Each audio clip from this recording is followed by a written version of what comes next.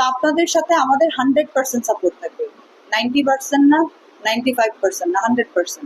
মিরপুর বাজারের ক্ষতিগ্রস্ত ব্যবসায়ীদের ক্ষতিপূরণের দাবিতে সিমি কিবরিয়ার সঙ্গে মত বিনিময়, সহযোগিতার আশ্বাস। ঢাকা সিলেট মহাসড়ক 6 লেনে উন্নীতকরণ প্রকল্পে ক্ষতিগ্রস্ত হতে যাওয়া মিরপুর বাজারের ব্যবসায়ীদের পুনর্বাসন ও আর্থিক ক্ষতিপূরণের দাবিতে আবেদনপত্র প্রদান ও মত বিনিময় সভা অনুষ্ঠিত হয়েছে। গতকাল 30 জুন মিরপুর বাজার ব্যবসায়ী কমিটির পক্ষ থেকে ব্যবসায়ীদের একটি প্রতিনিধি দল হবিগঞ্জ 1 নবীগঞ্জ বাহুবল আসনের এমপি জনাব ডক্টর রেজা কিবরিয়ার সহধর্মিণী সিমি কিবরিয়ার সঙ্গে সাক্ষাৎ করেন। এ সময় তারা মিরপুর বাজারের ব্যবসায়ীদের সম্ভাব্য ক্ষয়ক্ষতি, জীবিকা সংকট এবং সরকারি পুনর্বাসনের কর্মসূচির আওতায় ক্ষতিপূরণের প্রয়োজনীয়তা তুলে ধরে একটি লিখিত আবেদনপত্র হস্তান্তর করেন। আবেদনপত্রে উল্লেখ করা হয়, ঢাকা সিলেট মহাসড়ক 6 লেনে উন্নীতকরণের ফলে বাহুবল উপজেলার মিরপুর বাজার বাইপাস সংলগ্ন বিপুল সংখ্যক দোকান ক্ষতিগ্রস্ত হওয়ার আশঙ্কা রয়েছে। এসব দোকানের উপর নির্ভরশীল শতাধিক ব্যবসায়ী ও তাদের পরিবার জীবিকার সংকটে পড়বেন।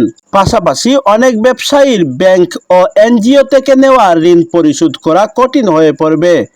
তাই ক্ষতিগ্রস্ত ব্যবসায়ীদের পুনর্বাসন ও আর্থিক ক্ষতিপূরণ নিশ্চিত করতে সরকারের আন্তরিক সহযোগিতা কামনা করা হয়। এ সময় ব্যবসায়ীদের বক্তব্য মনোযোগ দিয়ে শুনেন সিমি কিবরিয়া। তিনি বলেন, ঢাকা সিলেট মহাসড়কের অন্য এলাকায় ক্ষতিগ্রস্ত ব্যবসায়ীরা যদি সরকারি সহায়তা পেয়ে থাকেন, তাহলে বাহুবল নবীগঞ্জ ব্যবসায়ীরা অবশ্যই সেই সহায়তা পাওয়ার অধিকার রাখেন। আমি এ বিষয়ে সর্বোচ্চ সহযোগিতা করার চেষ্টা করব। তার এই আশ্বাসে উপস্থিত ব্যবসায়ীরা সন্তোষ প্রকাশ করেন এবং ক্ষতিগ্রস্ত ব্যবসায়ীদের দাবিগুলো বাস্তবায়নে প্রয়োজনীয় উদ্যোগ গ্রহণের আহ্বান জানান। আলোচনা শেষে মিরপুর বাজার ব্যবসায়ী কমিটির পক্ষ থেকে সিমি কিবরিয়াকে ফুলের তোড়া দিয়ে সংবর্ধনা প্রদান করা হয়। এ সময় ব্যবসায়ীরা তার প্রতি কৃতজ্ঞতা প্রকাশ করেন এবং ব্যবসায়ীদের ন্যায্য দাবি বাস্তবায়নে আন্তরিক ভূমিকা রাখার প্রত্যাশা ব্যক্ত করেন।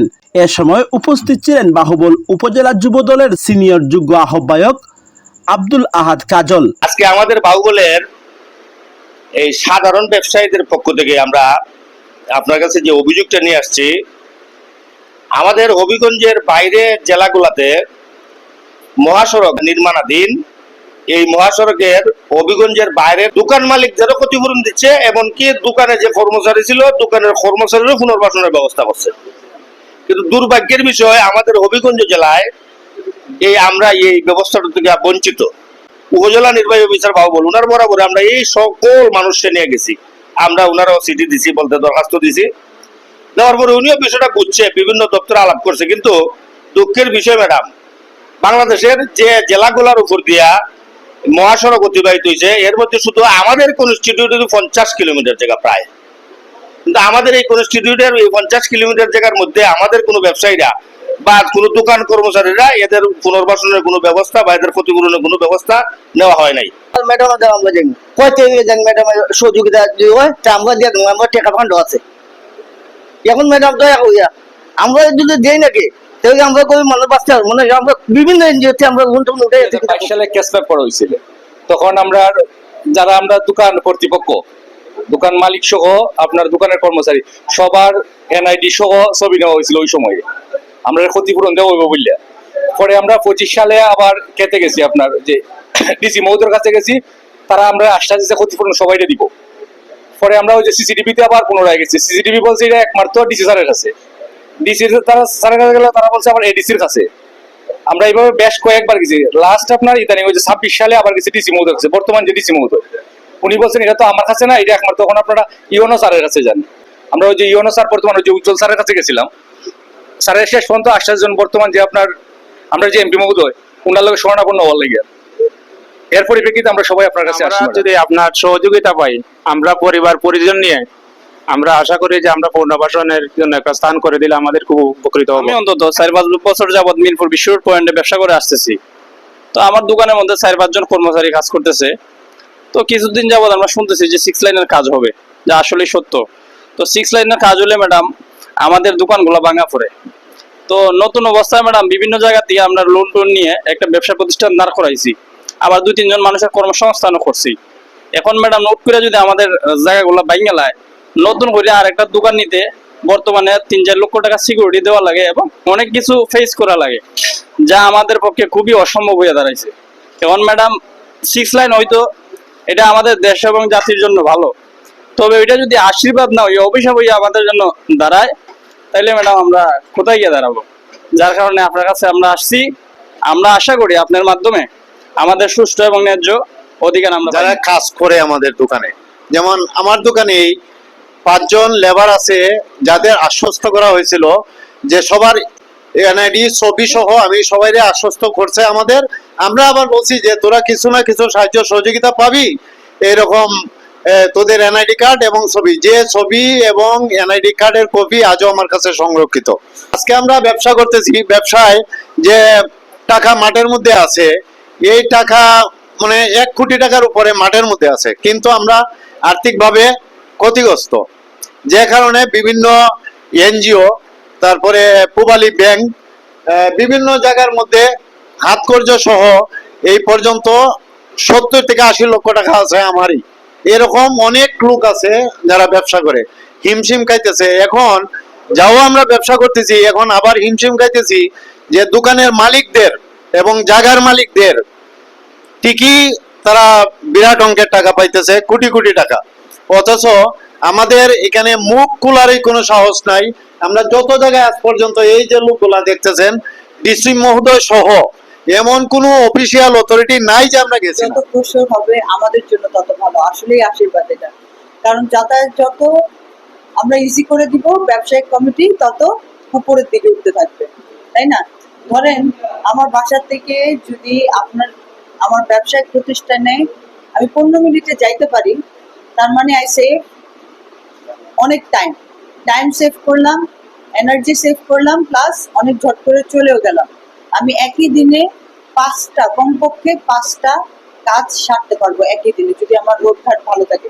আপনারা ব্যবসায় কমিউনিটি যারা আছেন, তাদের মূল ইন্টারেস্ট হওয়ার কথা যে বড় রাস্তা হবে, ভালো রাস্তা হবে আমাদের জন্য, আমাদের মালামাল আসতে সহজ হবে, আমাদের যাতায়াত করতে সহজ হবে।